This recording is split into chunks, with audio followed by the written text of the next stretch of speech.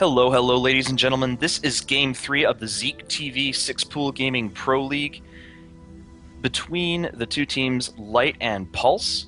Light was down 1-0, but Sunlight, spawning in the top right-hand position of Entomb Valley, the blue Protoss, brought it back with a very stellar three-base push against the Zerg player.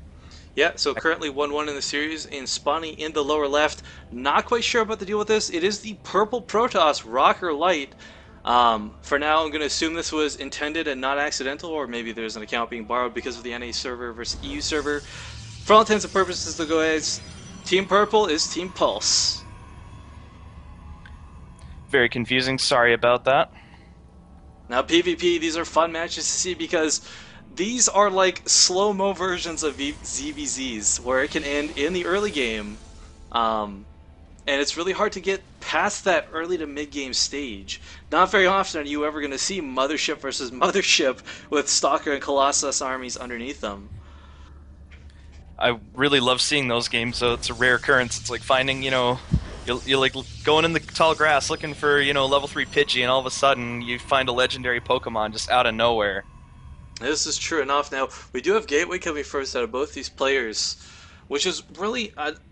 it's a smart move. I mean, the problem with these sort of matchups are, you could have only one Zealot more than your opponent, but that is such a significant army edge because there's no, Banelings to level the playing field. Yep, and since Protoss units cost so much and are so powerful, the difference of one unit is so much bigger, especially in the early game, than it is in any other mirror matchup. It's really weird how that works. Part of it is there's, as you said, no Banelings, no AoE, like no Hellions or Siege tanks or whatever. You gotta wait until you get up to Colossus and Archons before stuff really starts equaling out. Yeah, we do have Sunlight pumping out a Zealot early on. Rocket Light, in the meantime, just continuing to go with this build order as per standard. Yeah, so it looks like Rocker does just want to skip the Zealot and maybe go for a 3-Stalker rush. That's an ultra-standard Protoss opening. I'm curious, now Sunlight did take that second gas, if he's going to follow through with this, or if that was maybe a fake out, but anything can happen. We'll find out as this game moves forward. Looks like both of them went for that. The second gas. There's a second gateway, so this is very standard for the 3-Stalker build from Rocker. Whereas Sunlight is just sitting on his one gateway. It's funny too, because these are some of the few matchups where things like 4-gating works really well. Talking back to when we had Whiterun and Feast play each other, a lot of early game aggression, not a lot of that mid-late game stuff happened, and it can end games very quickly. Yep, both of them are going for warp gates. Let's look at chrono boosts. That's always important to look at. I don't see either core or chrono boosted though. And there's a lot of energy saved up on Sunlight's Nexus right now. They're both actually equal. They're both at about 50. Yeah, just chronoing out a Sentry right now, and a Stalker for Rocker Light. Yeah, they're both going on the gateway, so this is not going to be any type of really crazy warp gate rush. Since we do see the Sentry coming out from Sunlight, it looks like he could either be going for a quick Nexus, as the probe is right there. Another thing he could have done was to tech up to DTs or something and just lock the opponent out of his base. Oh wow, look at that wall.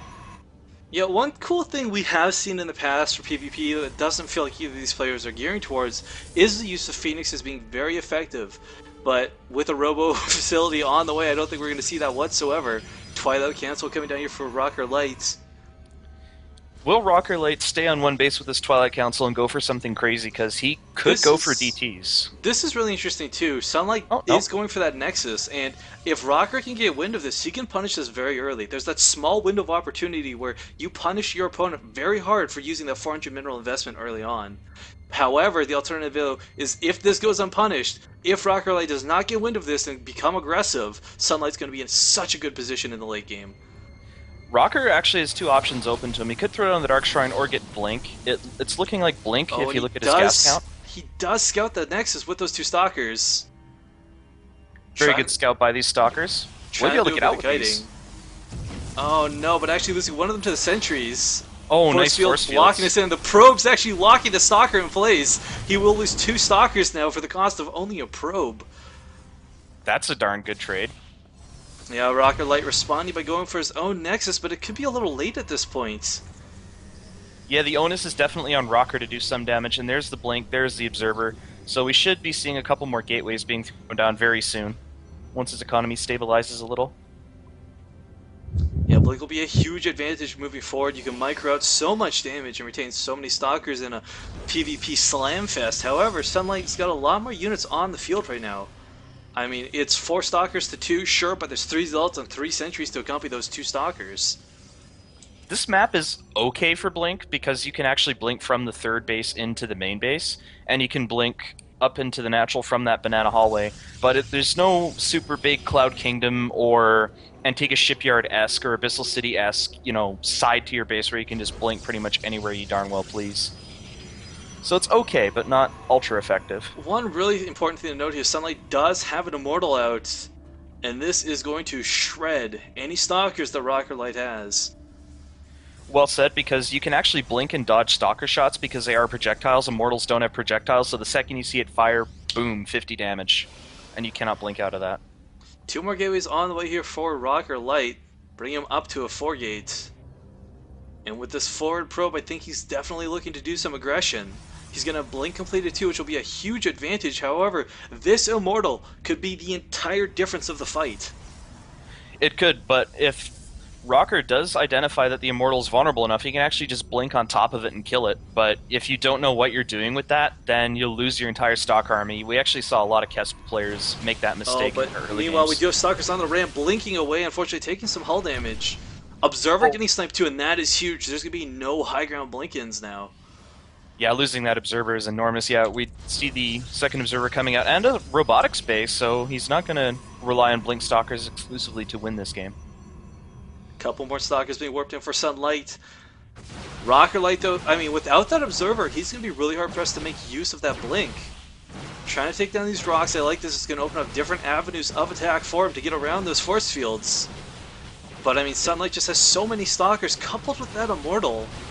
I can't see Rocker Light doing any damage right now with it. Yeah, and these sentries have enough energy for Guardian Shield, too. Oh, no, and if we do see an engage, you're starting to get some force fields out. That blink backwards. However, Sunlight's blink is completing just now as I speak. And with this many stalkers plus sentries, Blink is done. He can offensive blink if needed.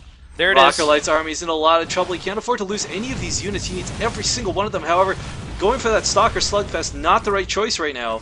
Rocker just got blunked. Yeah, blink, whatever after blink. And Immortal's pushing across the field. However, Rocker Light does have his own Immortal out, but he doesn't have the unit count that Sunlight does. And that's going to be critical for this upcoming fight.